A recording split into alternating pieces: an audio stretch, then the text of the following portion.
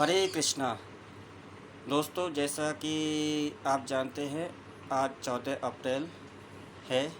14 अप्रैल को मेरा कृष्ण कॉन्शियसनेस में जन्म माना जाता है।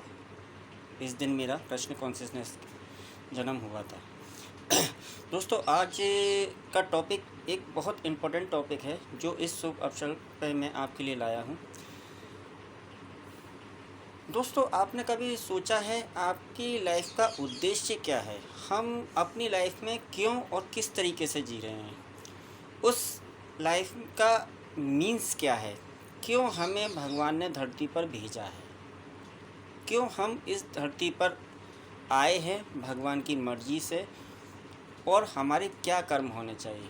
आज की दुनिया में दोस्तों, आपने देखा होगा कि बहुत से लोगों का मानना ये होता है कि हमारा जो जन्म हुआ है, भगवान ने हमारा जो जन्म किया है वो हमें मौज मस्ती लेने के लिए, अपना एंजॉयमेंट करने के लिए और अपना लाइफ को पूरा करके फिर हमें चले जाना है। फिर हमें कोई नया जन्म मिलेगा, हम फिर एंजॉयमेंट करेंगे, ये करेंगे, वो करेंगे।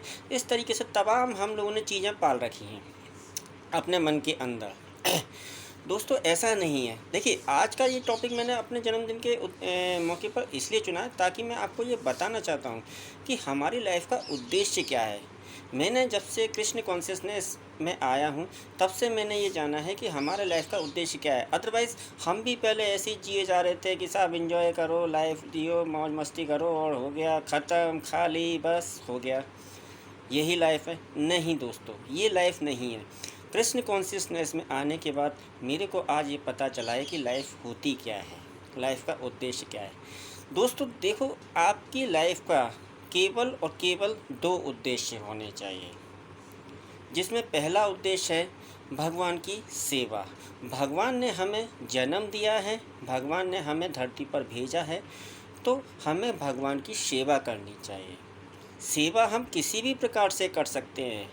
सेवा का मतलब ये नहीं होता कि सेवा में आपको बिल्कुल कोई सारे काम धंधे छोड़ के केवल भगवान का भजन करते रहो, ऐसा भी नहीं है। आपको वो अब भी अपना सब चीज़ें पूरी करनी है, लेकिन उसके साथ साथ भगवान का सेवा करनी है। भगवान की सेवा सच्चे मन और लगन से करनी है। हम लोग क्या करते हैं, भगवान की सेवा सच्चे मन और लगन से ना करके हम लोग फालतू के क्रियाकलापों के द्वारा भगवान की सेवा करने लगते हैं। सबसे बड़ा तो आज हमारे समाज में भ्रांति ये है कि हम लोग ये सोचते हैं कि हमने सुबह अगरबत्ती दिखा दी, शाम को अगरबत्ती भगवान जी को दिखा दी, हो गई सेवा। ये सेवा नहीं है, ये भक्ति नहीं है, ये भक्ति का एक अंग है। भक्ति इसी नहीं कहते हैं कि आपने सुबह लिया, एक अगरबत्ती जला के दिखा दी भगवान को, एक शाम को दिखा दी, हाँ साहब हम तो पूजा पाठ वाले, हम तो बड़े भक्ति भाव वाले हैं। ये भक्ति भाव नहीं है। ये आप लोग जो कर रहे हैं ये सामाजिक सेवा के दायरे में आता है। भगवान की भक्ति जो होती है बिल्कुल निष्काम फल के रूप में होती है। जिस भक्ति का आपको कोई फल नहीं मांगना चाहिए, वो आपको भक्ति करनी चाहिए। आप भगवान की भक्ति करिए, अच्छे से करिए। उसके लिए कई तरीके के भक्ति के माध्यम बताए गए हैं, आप उनमें से किसी को अपना सकते हैं और अपना भक्ति करिए। पहली लाइफ का आपका उद्देश्य ये है। दूसरी लाइफ का आपका उद्देश्य है अपने पारिवारिक जीवन की दायित्व की पूर्ति करना तथा सभी वैष्णव जनों की सेवा करना। इसके अलावा आपका कोई दूसरा उद्देश्य नहीं होता है। देखिए, भगवान ने जब आपको भेजा है, पारिवारिक जीवन में भेजा है, तो जो आपके पारिवारिक दायित्व हैं आप उनको पूरा भी करिए। ऐसा नहीं है कि आप उनको भी छोड़ दें। पारिवारिक दायित्व बहुत ज़रूरी हैं, चाहे उसके लिए आपको अपनी किसी भी तरीके से आपको सेक्रीफाइस करना पड़े, उन दायित्वों की पूर्ति आपको करना ही करना चाहिए, हर हालत में, हर कीमत पे। आज के समाज में होता क्या है कि व्यक्ति पारिवारिक जीवन में आता है, वो केवल अपने आप को ये मानता है कि मैं परिवार से जुड़ा हुआ हूँ, लेकिन परिवार के प्रति मेरी कोई रिस्पॉन्सिबिलिटी नहीं है। परिवार ने, माता पिता ने मेरे को जन्म दिया है और अब मेरा काम है कि अपनी लाइफ को एक अच्छी सी डिग्री गेन करके और एक अच्छी सी जॉब गेन कर लेना, एक अच्छी सी शादी कर लेना, बहुत अपने शहर के बाहर कोई एक अच्छा सा फार्म हाउस बनाना, बहुत बढ़िया सा, मैं अपनी बीवी के संग बैठ के चाय पीना लॉन में और कहना यार ज़िंदगी बहुत ख़राब है, ज़िंदगी में बहुत स्ट्रगल करनी पड़ती है। ये लाइफ नहीं है, ये पारिवारिक जीवन का दायित्व नहीं है।